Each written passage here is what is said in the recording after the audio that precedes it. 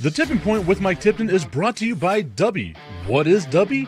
Dubby is a clean energy drink that is made to give you focus with no crash, jitters, or angst like those other energy drinks have. They also have no maltodextrin fillers and don't use artificial dyes. Dubby contains vitamins, amino acids, a nootropic, and 150 milligrams of caffeine.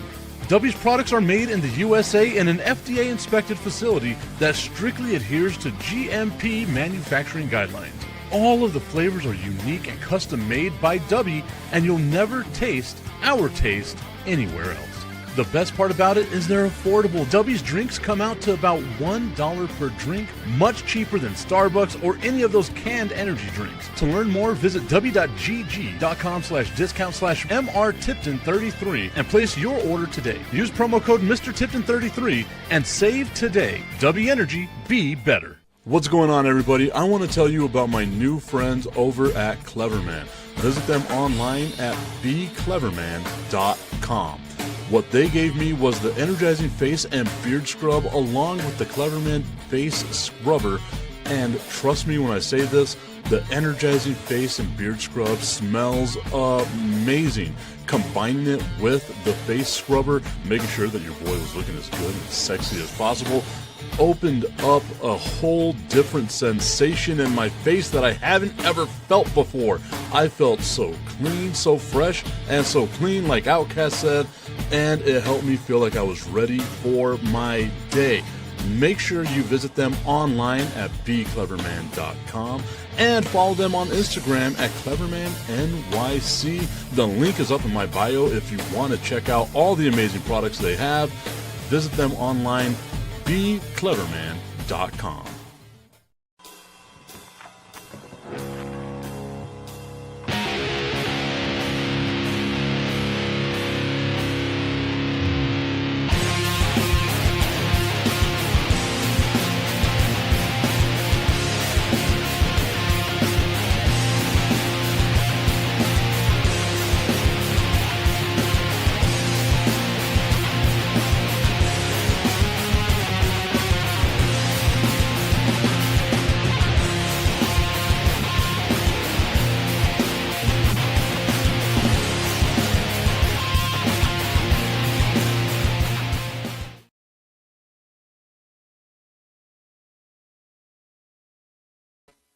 What's going on, everybody? It is time for the Tipping Point with Mike Tipton, hanging out with you here on this Tuesday morning.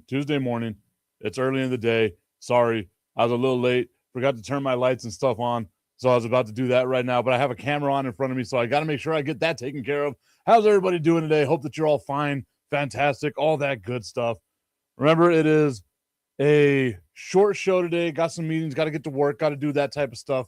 No big deal. Hope that everyone's having a good time. Now, I wanted to start today's show off with what we've been starting to show off because it's the biggest thing in the sporting world, in my mind at least. The NBA playoffs happening right now. Yesterday, Orlando beats the Detroit Pistons,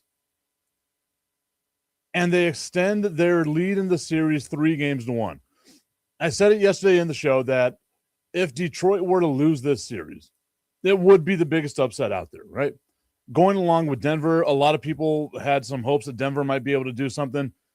The exact same thing with Detroit. If Detroit finds a way to lose this series, that's going to be a huge disappointment, a big step back for the Detroit Pistons, especially given how everyone thought, this was going to be a really good team moving forward. Everyone thought, this is a championship caliber team. They won 60-plus games this year.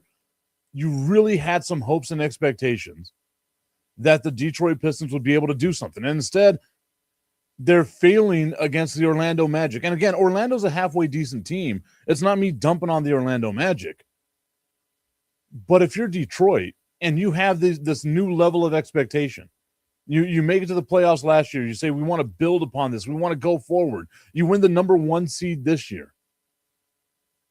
And you wind up losing to the Orlando Magic. And again, anything can happen. We've seen it happen in basketball a handful of times, coming back from a 3-1 deficit.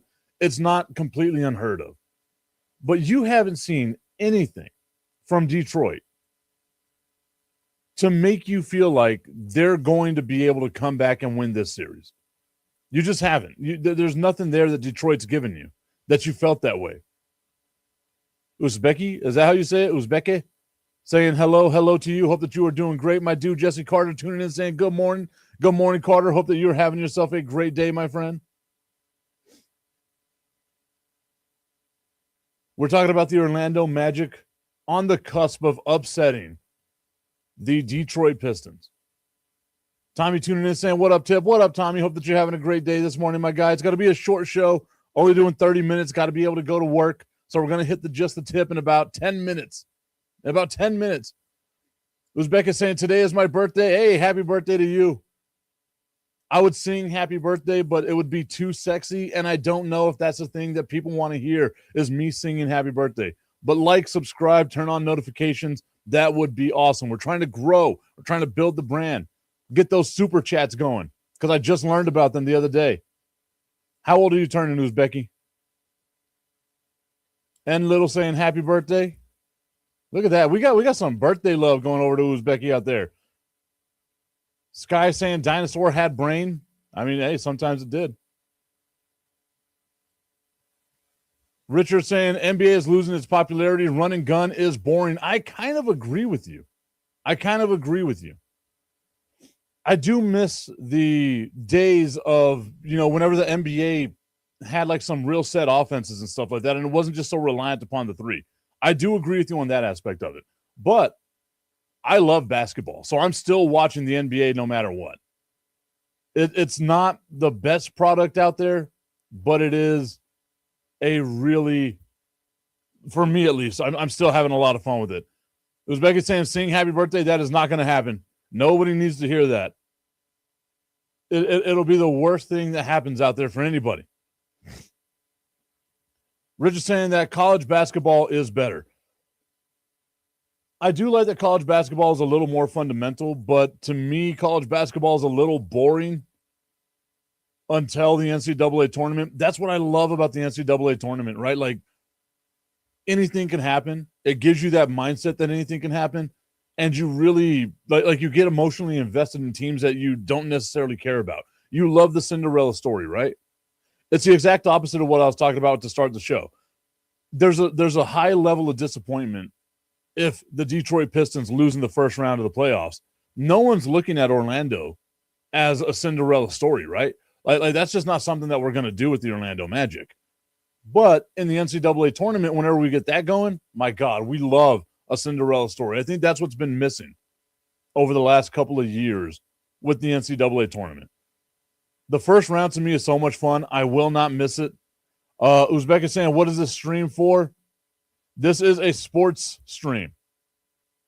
I don't know about every sport. I will never pretend that I know about every sport, but I will try to answer questions and comments and maybe educate myself on a little bit. I'm learning about soccer or football, as the rest of the world calls it. I'm in the United States, so we don't call it football, but it is soccer. I'm trying to learn. We got the World Cup coming up. I did get accepted to go to a World Cup game. I just don't know if it's smart for me to leave work and do that right now. So I've got to make sure I get all that stuff taken care of. Oh, y'all got an email. Like I said, work stuff coming up. It's a busy time for your boy. Getting ready for a El Paso Locomotive FC football game, soccer game, happening on Wednesday. All right. But like I said, NCAA tournament, that's a lot of fun to me. Detroit losing in the first round of the playoffs. Again, I want the chaos of it. I got a few friends out there that probably don't want the chaos of it.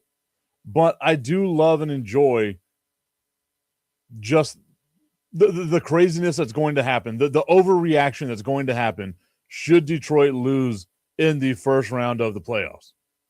Now, if Detroit finds a way to come back here, it would be absolutely insane. I think Detroit fans especially, would lose their mind. They would think of themselves as a team of destiny. I don't think they should think about that, but, who knows? Whatever. That's all your prerogative. It's all up to you on how you want people to view you. But again, if Detroit loses, one, Orlando isn't a team that anybody thought was going to win a championship. So the chances of the Orlando Magic coming back and winning a championship, going the whole route here, is de minimis, slim to none. People had expectations that the Detroit Pistons were going to win the championship, that the Detroit Pistons were a good enough team. You won 60 games this year. You should be able to win something, make it at least out of the first round. It would be a huge step back for Detroit. And I'm going to look right now and see whether or not Detroit has any types of injuries of note, anything like that we should be worried about. And they don't have anything. This is a completely healthy Detroit Pistons team that is just, for lack of better term, shit in the bed. Maybe it's on me. Maybe I thought more of Detroit than what I should have.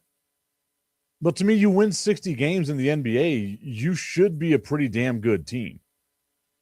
To be down 3-1 against the Orlando Magic, and again, like it's not like Orlando's this absolutely dominating team.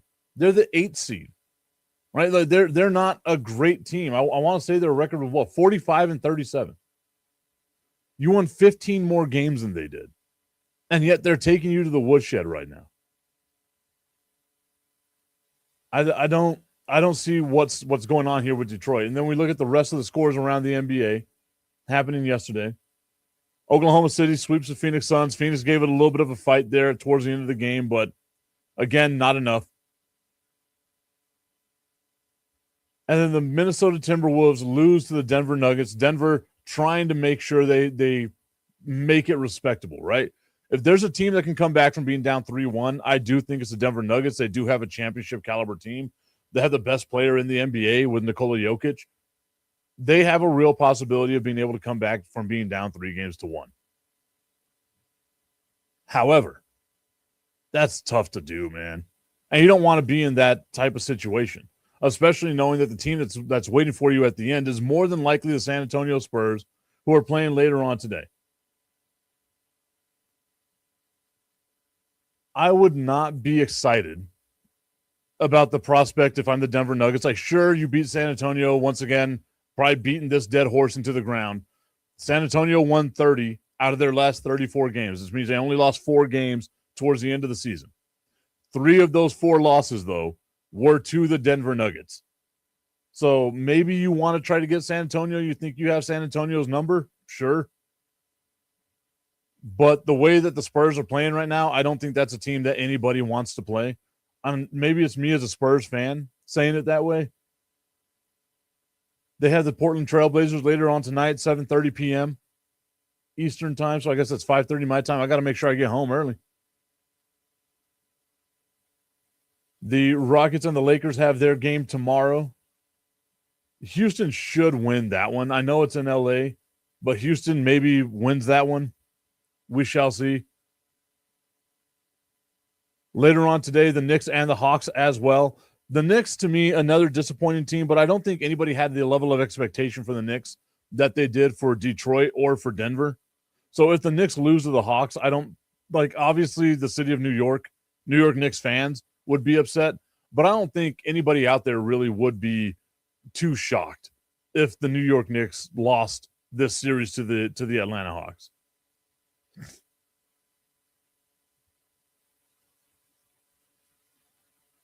Looking to see what the Hawks have as far as injuries go, anything of that nature, any transactions, stuff like that. I'm not a fan of the Knicks. I think the Knicks are a very overrated team. I thought they overachieved last year by far, and people put a lot of expectation on them that they thought they'd probably be better, but they're not that type of team. I don't think you're going to win a championship with Jalen Brunson and with Karl Anthony Towns. I genuinely don't feel like that's going to be a thing that you can rely upon. But, I mean, hey, we've seen crazier things happen, right? I am looking at the Hawks roster, and that's the crazy thing with the Hawks, right? Like, after getting rid of Trae Young, they seem to be slightly better. Like, I know they got Buddy Hield, but, man, I wouldn't be excited about that roster. And, again, like, if the Hawks beat the Knicks, they more than likely get served up to Boston. Boston's going to run through them. If Detroit loses to Orlando, this is the easiest road for the Boston Celtics to make it to the NBA Finals. Just hands down. They're a dominating team, and it would be the easiest way for them to get to the NBA Finals. Like I said, guys, a little bit of a short show today, so now we're just going to jump right into it. It's time for Just the Tip. I just want to put the tip in. It's time for Just the Tip. That would make me uncomfortable. Promise that it ain't too much, but just enough. Just a tip. Just a tip. Just the tip. Just the tip. It's time for Just the Tip.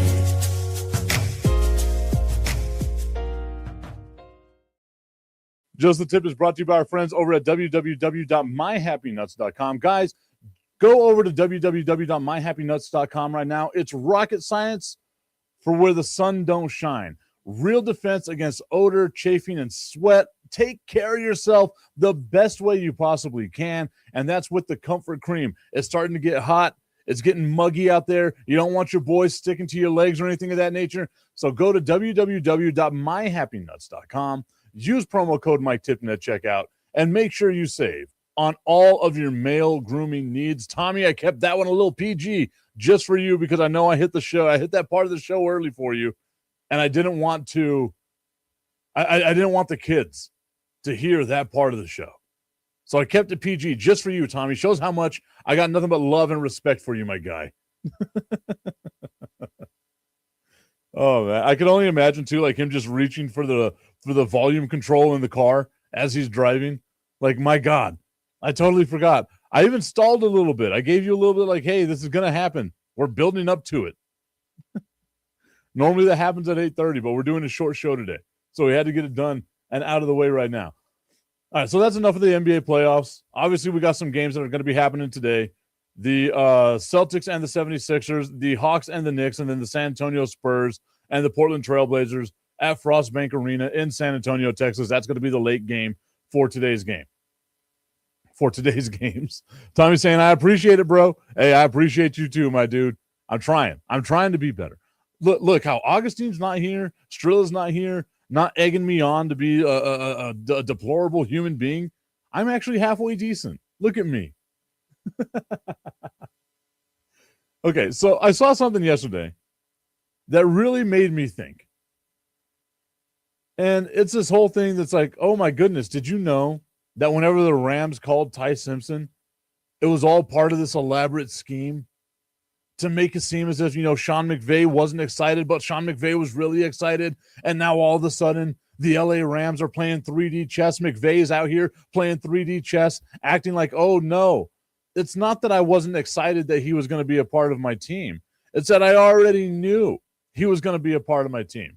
Completely contradicting Sean McVay's press conference where he was like, oh, look, guys, it was a long day. I just wasn't in a great mood. So maybe I came off a little more grumpy than I wanted to. I'm not buying it, man. Like it's so far-fetched. You can sit there and be like, look, Stafford's my guy. I don't want Stafford to feel like we're trying to replace him, but we also need to prepare for the future. Just come out and say that. Simpson is not going to start this year, barring some sort of major catastrophe to Matt Stafford. We just wanted to make sure we have a quarterback for the next go around to keep this team together for the future. Everyone's out here saying, oh, the Rams should have got a wide receiver because you don't know what's going to happen with Puka Nacua. You got Devontae Adams. Go out there and get a wide receiver. I like them getting a quarterback. I don't like this bullshit that they're doing, trying to pretend that it's like, oh, no, it wasn't that bad. Tommy's saying, LOL, he wasn't excited. They need to stop the cap, man. Oh, 100%. Whenever your guy is on the phone that you drafted in the first round, and you can tell that Ty Simpson was extremely excited, but whenever he is on the phone and you call him up and he's like, Coach, let's go make history. And the coach is on the other line of the phone. He's like, yeah, no, I'll see you at practice. You cannot come out and defend that and be like, oh, no. The reason why McVay wasn't happy in that moment is because he already knew. The excitement had been taken away. It's like opening a gift on Christmas, but you know what your gift is. Flashback to my childhood because I was the one that had to wrap everybody's gifts. You know how shitty it is when you wrap a gift and your mom gives you a name tag and it's got your name on it, but you can't open it until Christmas Day? Maybe I just had a mental breakthrough right there. Jeez. Therapy. Once again, this show turning into therapy for me. But if you're Sean McVey or the LA Rams, you just cannot go this route. We already had meetings. They were covert meetings, though. You don't know about this. Look, all of our meetings are going to be covert. You cannot do this nonsense if you're the LA Rams. Be better. Your fan base deserves better. Nobody would judge you if you just come out and say, we're preparing for the future. Matt Stafford is our quarterback now, and however long Matt Stafford wants to play. If you can get 2 more years out of Stafford, and Ty Simpson sits on the bench and watches one of the greatest of all time do it and learns, nobody is going to fault you for saying, we wanted to get our quarterback of the future now, get him into the building so he can learn, and then whenever it's time for him to take over, it won't be so shocking for him. Nobody would fault you for that. Instead, you're coming out here just talking a bunch of bullshit. Be better, LA Rams. Be better. Tommy's saying not only was he not excited, he was mad. No shit. I have never seen somebody like you see all the videos whenever you have a like NFL draft, right? Who was it, like Deuce Vaughn, whenever he gets drafted by his dad, like all the emotions that happen there. The team is excited. The team's like cheering and they're doing their thing. And they're like, hell yeah, let's do this. This is our guy. I'm excited that this is our guy. I can't wait, blah, blah, blah, blah, blah. I get it because I am also a very stoic type of person. Good things happen to me. I normally keep a straight face. Got to keep that military bearing that was drilled into me while I was in the military, right? But McVey did not look like he was happy. He did not look stoic. He looked like he was seething. Like, I can't believe we're drafting this guy. You got a quarterback of the future. And it's okay to be like, look, the GM, the front office, and the coach weren't on the same page. The GM said, this is who we want to get. The coach said, I don't know. But the GM said, let's flip and see who's got bigger rank here. And the GM decided to pull the trigger on it. It's okay to say that. You don't have to hide behind all this other nonsense. I don't know. I am baffled by the LA Rams right now. It's so ridiculous. I also love it because it feels like they're unraveling at the seams. They're still going to be one of the best teams in the NFL. I said it last year. I thought they were the best team in the NFL. Granted, they didn't win the Super Bowl, but I still think that they were the best team in the NFL. Tommy's saying Ruben Bain was right there. Of course, I don't understand how Ruben Bain fell to 15. Like, he was there for Dallas. Obviously, Dallas, Caleb Downs, that's who you go get. But, like, all the teams that passed up on Ruben Bain is wild to me. We'll figure it out. I wanted to put up a video. I just wasn't able to get it. But I will cut this up for social media, and I'll put it out there for you. The San Diego Padres, and I do have to, I guess, let people know I work for the El Paso Chihuahuas, who is a AAA affiliate of the San Diego Padres. The San Diego Padres have a pitcher on their team named Mason Miller, who has had a scoreless streak as a pitcher, as a closer, to be like, look, this dude ain't putting guys on base. It's been an amazing streak to watch. And you know, as a fan of any sport, every streak comes to an end. However, whenever that streak comes to the end because of bad umpiring, because of bad refereeing, because of whatever, like something that's not necessarily because of the player or because of the team, it leaves a bad taste in your mouth. And if you don't know what I'm talking about, yesterday Mason Miller throws a pitch, it gets popped up, it bounces on the infield, and then rolls foul. It is on the foul end of the foul line. The umpire is about as far as me from this screen, right? Me from this camera right here. You can see my hand right there on the camera, not far away. Sees that the ball, the baseball, is on the opposite end of the foul line. It's in foul territory. The third baseman, Ty France, picks it up, and the umpire says it's a fair ball. That gets a runner, a couple of runners on base, and then the scoreless streak comes to an end because of a bad call.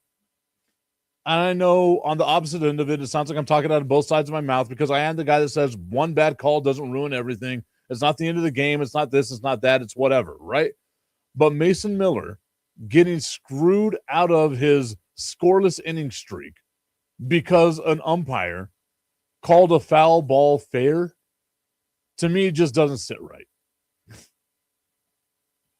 But again, it's a human element of the game, right? Like, we're not ever going to have robo-umps. But now we've given people that want the robots to rise, we've given them something more to talk about, a little more to put out there and be like, hey, now let's get, robo foul line calls and stuff like that. Like, now that it's close, the human element here might have messed it all up.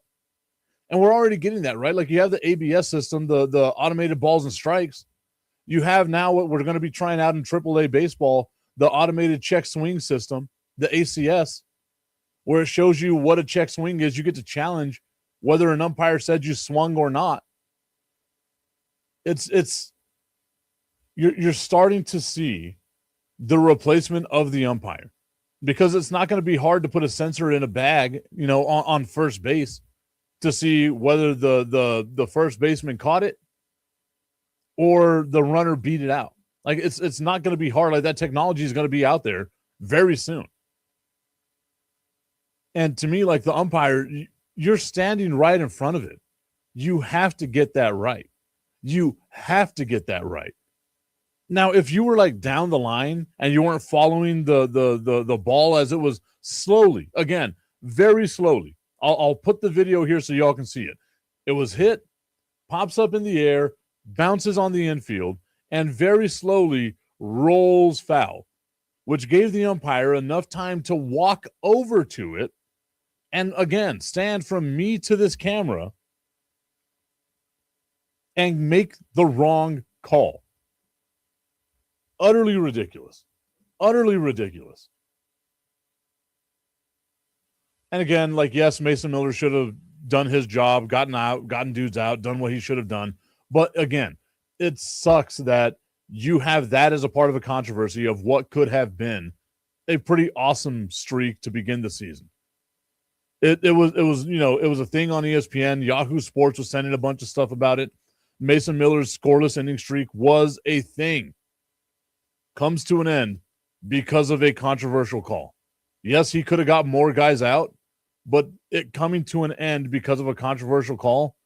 And again, you're dealing with athletes that are thinking, that are constantly thinking. That's going to be in your head, right? The ump makes the wrong call. Everyone's sitting there arguing it. You as the pitcher, the ump made the wrong call. Now you are out of your mental space of where you need to be your most effective. And I know what the argument against that is going to be. It's going to be tip. They should be mentally stronger. I am with you. I agree. Whenever you see players make mental mistakes, it bothers you. It bothers me too. But you also cannot fault them whenever it feels like they were just wronged. And you see it unravel in real time. Ugh. Sucks. It really did suck. I was hoping that this streak could last, at least through the rest of April. It ended yesterday. Not a big deal. It'll go down in the history books as one of the longest scoreless inning streaks to start a season. But man, just the fact that it came to end that way. C'est la vie. Once again, everybody, thank you so much for tuning in. I told you it was going to be a short show. I got to leave here in about 20 seconds. I got to start getting out the door so that I can head out to work. I love and appreciate y'all for tuning in. We'll see you tomorrow. It's going to be a full show tomorrow.